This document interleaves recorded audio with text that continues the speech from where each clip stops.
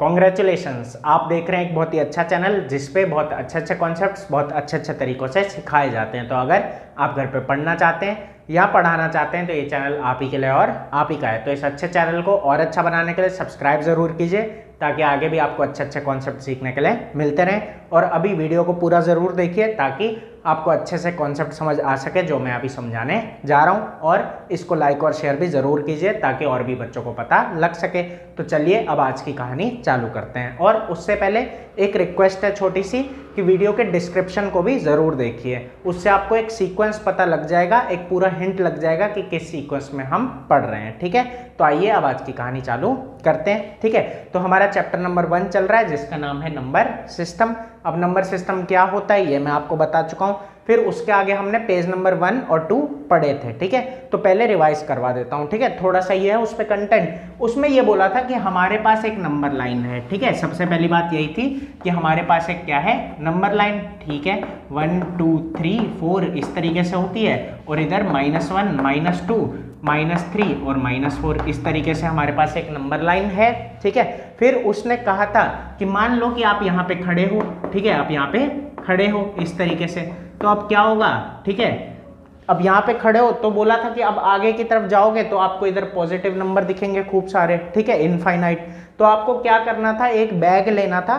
ठीक है, एक बैग हमने लिया और ये जितने भी पॉजिटिव नंबर हमें दिख रहे हैं इन सबको बोरे में भर लिया। ठीक है, तो हमने पढ़ा था कि वो किसका कलेक्शन बन गया था, नेचुरल नंबर का। ठीक है, रिवाइज करवा रहा हूं आपको कि वो किसका कलेक्शन बना था, नेचुरल नंबर का। मतलब हमने ऐसे 1 2 3 4 ऐसे ये सारे उठा लिए थे। ठीक है, और ये नेचुरल नंबर का कलेक्शन बन गया था। और कलेक्शन ऑफ नेचुरल नंबर को ऐसे कैपिटल N से डिनोट करा जाता है। ठीक है, ये चीज़ आपको याद रखनी है। ठीक है, अब आगे बढ़ते हैं। फिर वो कहता है नेचुरल नंबर तो उठा ही लिए, अब वापस आ जाओ। ठीक है, जाके उठा के वापस आ जाओ और इस जीरो को भी उस बैग में भर लो। तो जीरो को भी भर लिया तो क्या बन गया, होल। जीरो को भी भरा तो क्या बना, होल नंबर। ठीक है, तो होल नंबर में क्या हुआ, 0 1 2 3 4 5 6 इस तरीके से ये चलता जाएगा। ठीक है, अब आगे चलते हैं। अब इसके आगे जब बढ़े, अच्छा उससे पहले ये है कि होल नंबर को किससे डिनोट करते हैं, W से। होल नंबर को किससे डिनोट किया जाता है, W से। ठीक है, फिर आगे चलते हैं। फिर अब बात आती है, कहता है कि ये तो उठा लिए, अब ये जितने भी नेगेटिव वाले दिख रहे हैं इन्हें भी उठा लो। ठीक है, नेगेटिव वाले जितने दिख रहे हैं इन्हें भी उठा लो, तो उन्हें भी उठा लिया तो क्या बना, इंटीजर। क्या बन गया, इंटीजर। लेकिन इंटीजर के बारे में आपको ये बात याद रखना है कि इंटीजर क्या होता है कि ऐसे नंबर जिनमें डेसिमल ना हो। ठीक है, ऐसे नंबर जिनमें डेसिमल ना हो वो क्या होते हैं, हमारे इंटीजर। ठीक है, तो उन्हें इंटीजर बोला जाता है। तो इंटीजर में नेगेटिव नंबर आ गए, 0 आ गया और सारे पॉजिटिव नंबर आ गए। ठीक है, लेकिन ये सब क्या होने चाहिए, विदाउट डेसिमल। इनमें डेसिमल नहीं होना चाहिए। ठीक है, विदाउट डेसिमल। फिर एक बात थी कि इंटीजर को किससे डिनोट किया जाता है, इंटीजर के कलेक्शन को, तो ये Z से। ठीक है, और बात ये आई थी कि ये कहाँ से आया, तो आया ज़ेलन से। ठीक है, जर्मन वर्ड है और उसके बाद बोला था इसका मतलब क्या होता है, टू काउंट। ठीक है, तो इतनी कहानी समझ में आ गई होगी। अब बात यह है, इस नंबर लाइन पे हमने 0 को उठा लिया, ये 1 2 3 उठा लिया और ये नेगेटिव उठा लिया। ठीक है, फिर आगे क्वेश्चन लिखा हुआ था पेज नंबर 2 पे। वो क्वेश्चन ये लिखा हुआ था कि वो हमसे पूछ रहा था कि क्या कुछ और भी बच गया, क्या नंबर लाइन पे कुछ और भी बच गया। तो हम बोलेंगे हाँ बच गया, ये जो जितना भी बीच का पोर्शन है इनके बीच का, ये पूरा पूरा ये सब तो बच गए। तो अब ये क्या है, ये हमें डिस्कस करना है। तो आगे हम यही डिस्कस करने जा रहे हैं। ठीक है, फिर एक छोटी सी बात आपके समझने वाली है। अब यहाँ पे मैं आपको एक बात बता देता हूँ। ठीक है, अब बात यह है कि देखिए ये आपको याद रखना है, ये वाला जो मैं चार्ट आपको बताने जा रहा हूँ ये आपको याद रखना है। ठीक है, तो चार्ट ये है कि देखिए नंबर्स को 2 मेन कैटेगरी में बांटा गया है। ठीक है, तो वो 2 मेन कैटेगरी क्या है जरा देखते हैं। तो 2 मेन कैटेगरी है, रियल और इमेजनरी। ठीक है, ये आपको याद रखना है कि 2 मेन कैटेगरी है, रियल और इमेजनरी। ठीक है, इस तरीके से। अब बात यह आ जाती है कि 10th तक हम जो भी पढ़ते हैं वो सब क्या है, रियल। ठीक है, अप टू 10th जो भी हम पढ़ रहे हैं वो सभी क्या होते हैं, रियल होते हैं। लेकिन जब हम बात करते हैं 11th क्लास की, ठीक है, 11th क्लास में जब हम आते हैं तब हमें इमेजनरी से मिलवाया जाता है। तो बात यह है कि अभी हम जो भी पढ़ रहे हैं वो सब क्या है, रियल है। ठीक है, इतनी बात आपको समझ आई होगी। अब आगे चलते हैं थोड़ा सा, तो अभी इसको तो भूल जाओ, कोई बात नहीं। अब बात आती है रियल की। ठीक है, कि कोई आपसे पूछेगा कि रियल नंबर क्या होता है, तो आपको ये कहना है कलेक्शन ऑफ क्या बोलना है, ये एक कलेक्शन है, ठीक है, collection of all rational and irrational number, सभी रेशनल और इर्रेशनल नंबर का collection, collection of rational and irrational numbers. इस तरीके से आपको इसे याद रखना है। तो मुझे उम्मीद है कि आपको ये चीज़ अच्छे से याद रहेगी कि ये कलेक्शन है, किसका कलेक्शन है, रेशनल और इर्रेशनल नंबर्स का, ठीक है। तो यही बात आ जाती है कि रियल के भी दो पार्ट हैं, क्या क्या है, रेशनल है, ठीक है, और क्या है साथ में, इर्रेशनल है, ठीक है। तो ये चीज़ आपको अच्छे से समझ में आ गई होगी कि रेशनल और इर्रेशनल। अब आगे की कहानी ये है छोटी सी समझने वाली कि रेशनल क्या होता है और इर्रेशनल क्या होता है, ये मैं आपको आगे बताऊंगा। बस आपको एक बात अब याद रखना है कि जो हमने ये पढ़े नेचुरल, होल, इंटीजर, ये सब इसी का पार्ट है, ये सब रेशनल का ही पार्ट है, ठीक है। होल नंबर है, नेचुरल नंबर, ठीक है, या फिर इंटीजर, ये सभी रेशनल के ही पार्ट हैं। अब हम आगे पढ़ने जा रहे हैं कि रेशनल क्या होता है, ठीक है। तो बात यह है, ये सब तो रेशनल होते ही हैं और साथ में और भी कुछ ऐसे नंबर्स हैं जो रेशनल हैं, ठीक है। और फिर जो रेशनल नहीं है वो क्या होते हैं, इर्रेशनल। तो अब इसके बारे में हम आगे अच्छे से डिस्कस करने जा रहे हैं, तो आइए देखिए।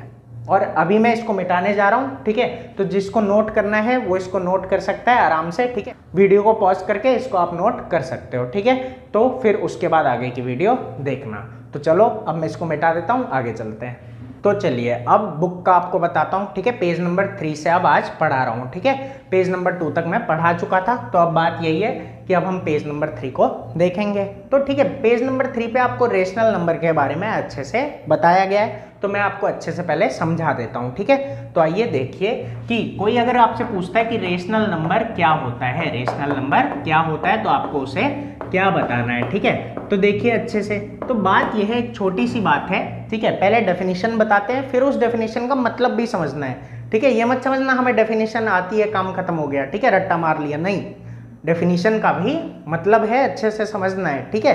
तो देखो पहले डेफिनेशन बताते हैं। तो कोई पूछेगा रेशनल नंबर क्या होता है, तो हमें ये कहना है कि एक ऐसा नंबर, अ नंबर, ठीक है, एक ऐसा number which can be written, जिसको हम क्या कर सके, विच कैन बी रिटन, ठीक है, या फिर एक्सप्रेस्ड भी बोल सकते हैं, विच कैन बी रिटन और एक्सप्रेस्ड, ठीक है, in the form p by q, एक ऐसा नंबर जिसे हम p बाय q के फॉर्म में एक्सप्रेस कर सकें या लिख सकें, ठीक है। फिर आगे अब इसके साथ क्या आती है, दो कंडीशन, कि ऐसा नंबर जिसे हम p बाय q के फॉर्म में लिख सकें। अब साथ में क्या है कि p बाय q के फॉर्म में तो लिख दिया, लेकिन अब ये दो कंडीशन भी फुलफिल होनी चाहिए कि p और q क्या होने चाहिए, integer, where p and q are integers, कि ऐसा नंबर जिसे हम p बाय q के फॉर्म में लिख दें और p q क्या हो, इंटीजर्स हो, ठीक है। फिर दूसरी कंडीशन क्या है, and q should not be equal to 0, और q 0 के बराबर नहीं होना चाहिए, इस बात का हमें ध्यान रखना है, ठीक है। तो इस तरीके से हमें इसे समझना है। लेकिन अब यही मैंने कहा था, डेफिनेशन तो चलो पता लगी कि ऐसा नंबर जिसे हम p बाय q के फॉर्म में लिख सकें, p और q इंटीजर हो और q 0 के बराबर ना हो। लेकिन अब कहानी आती है कि p बाय q में लिखने का क्या मतलब है, ठीक है। तो बात ये जाती है कि एक ऐसा नंबर जिसका हम ये पता लगा सकें, एक ऐसा नंबर जिसका हम ये पता लगा सकें कि वो किससे किसको डिवाइड करने पे आया है, एक ऐसा नंबर जिसका हम ये पता लगा सकें कि वो किससे किसको डिवाइड करने पे आया है, तो वो क्या बन जाता है, रेशनल बन जाता है। तो ये बात आपको समझ आई होगी, ठीक है, कि ऐसा नंबर, ठीक है, जिसका हम ये निकाल सकें कि वो किससे किसको डिवाइड करने पे आया है, मतलब ऐसा नंबर जो डिवाइड का आंसर है। ऐसे भी इसको समझ सकते हैं ना कि ऐसा नंबर जो डिवाइड का आंसर है। जो रेशनल नहीं होगा ना, वो कभी भी किन्हीं भी दो नंबरों को डिवाइड करने पे आएगा ही नहीं, ऐसी भी कहानी है। लेकिन अभी कंफ्यूज मत होना, आराम से पढ़ते हैं, ठीक है। तो बात ये आती है, अब एग्जाम्पल देखते हैं, ठीक है। तो एग्जाम्पल ये है, जैसे मैंने लिया यहाँ 4, ठीक है। तो आप आराम से पता लगा सकते हो कि 4 किससे किसको डिवाइड करने पे आया, 4 बाय 1, ठीक है। तो ये कहानी है इसकी कि हमने आराम से पता लगा लिया, ठीक है। अब यही होता 3.6, तो क्या करते, यहाँ लिखते पहले तो 3.6/1, लेकिन अब यहाँ पे एक कहानी है कि अभी ये इंटीजर नहीं है, ठीक है। मैंने आपको शुरू में ही बताया था कि इंटीजर क्या होता है, जिसमें डेसिमल ना हो। अभी ये क्या है, डेसिमल इसमें है, तो अभी तो इसमें डेसिमल है। और हमने डेफिनेशन क्या पढ़ी थी कि पी और क्यू क्या होने चाहिए, इंटीजर। पी और क्यू क्या होने चाहिए, इंटीजर होने चाहिए। तो वही बात यहाँ पे आ जाती है, ठीक है, कि अभी पी बाई क्यू में तो बदल लिया, लेकिन पी क्यू इंटीजर नहीं है, तो पहले पी को इंटीजर में बदलो। तो एक डेसिमल के बाद एक डिजिट है, ठीक है, डेसिमल के बाद एक डिजिट, तो क्या करते हैं, डेसिमल हटा तो नीचे एक जीरो लग गया। अगर डेसिमल के बाद दो डिजिट होते तो नीचे दो जीरो लग जाते। तो अब ये ठीक है। तो हम क्या देख रहे हैं यहाँ पे कि हम ऐसे नंबरों का पी बाय क्यू आराम से निकाल सकते हैं जहाँ पे पी और क्यू इंटीजर हो और क्यू जीरो के बराबर ना हो। यहाँ पे एक बात और हाईलाइट करना चाहता हूँ कि एक बात और आपको याद रखना है कि जब भी हम दो इंटीजर को डिवाइड करते हैं, जब भी हम दो इंटीजर को डिवाइड करते हैं, ठीक है, तो हमारा एक रेशनल नंबर ही आता है, ठीक है। ये बात आपको याद रखनी है कि कभी भी दो इंटीजर को डिवाइड करोगे पक्का रेशनल नंबर ही आएगा, ठीक है, इस तरीके से। और उसी से ये पूरी डेफिनेशन भी बनी हुई है। और इससे एक बात और पता लगती है कि हर रेशनल नंबर किसी ना किसी डिवाइड का आंसर है। जितने भी रेशनल नंबर है वो क्या है, डिवाइड के आंसर। इस बात को आपको याद रखना है, क्योंकि हम हर रेशनल नंबर का पी बाय क्यू निकाल सकते हैं, मतलब ये निकाल सकते हैं कि वो किससे किसको डिवाइड करने पे आया है, तो इसका मतलब वो क्या है, डिवाइड का आंसर, ठीक है। तो इस बात को जानबूझ के बार बार हाईलाइट कर रहा हूँ, इसका कुछ यूज है आगे, ठीक है। तो अब आगे चलते हैं, ठीक है। तो ये डेफिनेशन आपको अच्छे से समझ आ गई होगी। अब जरा बुक पे आ जाते हैं कि बुक में क्या क्या बताया गया है। तो बुक कहती है कि वर्ड रेशनल आया रेशियो से। वर्ड रेशनल कहाँ से आया, रेशियो से, ठीक है। तो रेशनल वर्ड आया रेशियो से। क्यों, रेशियो में भी हम यही करते हैं, दो नंबरों को क्या करते हैं, ऊपर नीचे लिख देते हैं और कंपेयर करते हैं। वही यहाँ पे भी हो रहा है कि ऊपर नीचे लिख दिया, ठीक है। तो इतना समझ में आ गया होगा। अब आगे बुक कहती है, क्या कहती है कि कलेक्शन ऑफ रेशनल नंबर को, जैसे हमने नेचुरल को n से, ठीक है, होल को w से, इंटीजर को z से किया, अब कलेक्शन ऑफ रेशनल नंबर क्या होता है, q, ठीक है। कलेक्शन ऑफ रेशनल नंबर क्या होता है, q, ठीक है। अब q होता है, q कहाँ से आया, क्वोशिएंट से। q कहाँ से आया, क्वोशिएंट से। अब बात ये आती है कि क्वोशिएंट क्या होता है, ठीक है। तो एक बात देखिए, जब हम डिवाइड करते हैं, ठीक है, 24 डिवाइड बाय 8, ठीक है, तो यहाँ पे क्या आया 3, ठीक है, और फिर इधर 24, यहाँ 0। अब बात आती है कि डिवाइड का आंसर क्या होता है, ठीक है।